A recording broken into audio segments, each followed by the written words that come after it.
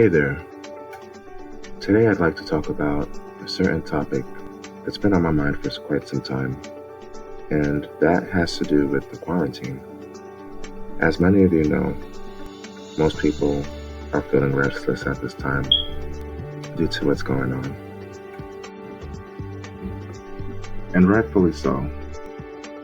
I mean, let's face it, these are unusual times. The fact of the matter is, however, this won't last forever. This tragedy will end. It's not a matter of if, but rather when. Vaccine or not, this quarantine will not go on indefinitely. So my question to you is, especially if you are a believer, how do you intend to handle this remaining time? I mean, from a mental, spiritual, and physical standpoint, what has been your method of operation? What has been your plan? Have you been taking thoughts captive? Or have thoughts of fear captivated you? That's really the topic of this video today. We're going to dive into a few things, but one of the things that I want to tackle is what we could potentially expect after the quarantine, the effects of the quarantine, and what we can learn from this event. Let's begin. So, thankfully a lot of you are able to go out.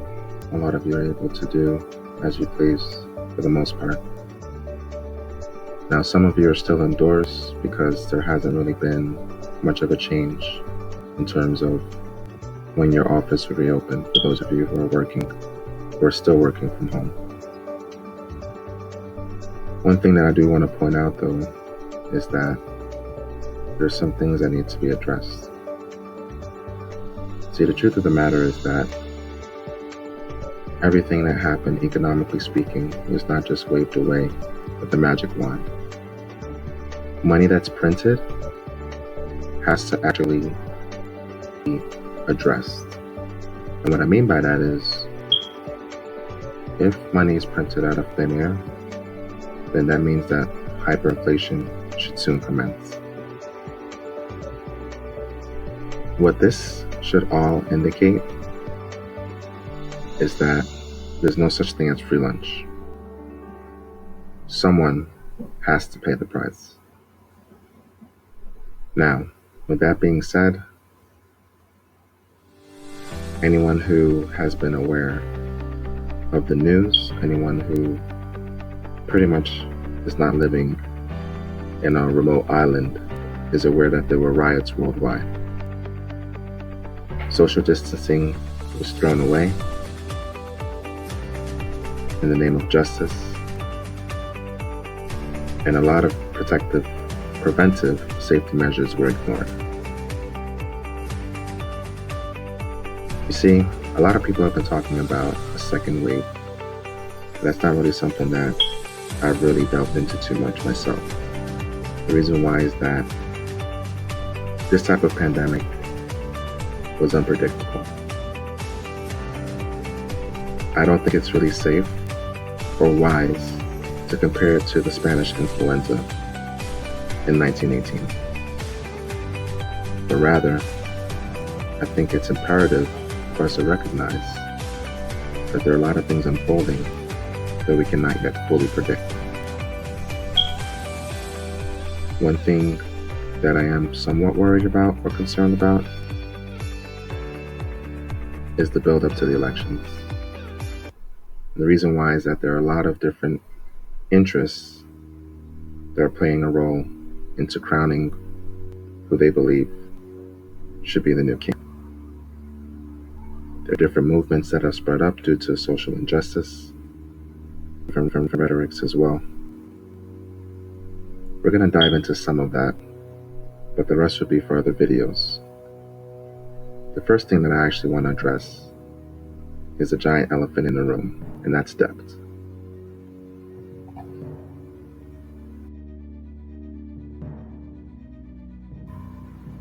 You see, when it comes to debt and the issues that it actually leads to, they're just more than one. It's like a series. In other words, it's kind of like a snowball effect. First thing that I want to mention, though, is that even though money has been printed to solve our problems, our issues, and concerns at the moment, it did not actually solve the underlying problem. So what I'm trying to say is we've kind of been propped up, but there's no actual internal value. By printing the dollar, or by printing dollars, we're essentially eroding its value because it was not derived, in terms of the printing that is, from anything that is actually tangible. We are currently, and we've been in for quite some time, since the inception, really, of this country, in a debt-based society. At some point in the future, there will be a day of reckoning, although that's pretty much impossible to predict. See, the mainstream market is very, very different than the Wall Street market. The Wall Street market is constantly propped up. This is the reason why even during some of the pandemic's worst days, the stock market was still doing very well, despite all the massive unemployment and so on and so forth that permeated throughout this country. If we've seen anything when it comes to tragedy, it should be that the government cannot bail us out of everything. We need to take initiative in case of an emergency. We need to be able to stock up on goods and essential items before it's out of stock elsewhere. What I mean by that is it wouldn't hurt to buy emergency supplies, extra canned foods, and so on and so forth. Because I assure you, the unrest that you've witnessed, that many of you have witnessed, is nothing compared to what would come if there were an economic crash. And it doesn't take a rocket scientist to see that eventually there will be a day of reckoning. So my advice to each and every listener here would be to take precaution and actually look into what you can do to mitigate any damage that you might face.